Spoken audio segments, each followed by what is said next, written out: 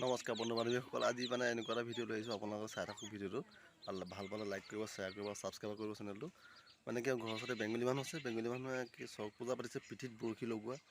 সম্পূৰ্ণখিনি ভিডিঅ' মই আপোনালোকক দেখুৱাই আছোঁ। আৰু ভিডিঅ' শেষলৈকে চাই থাকক, স্কিপ নকৰিব।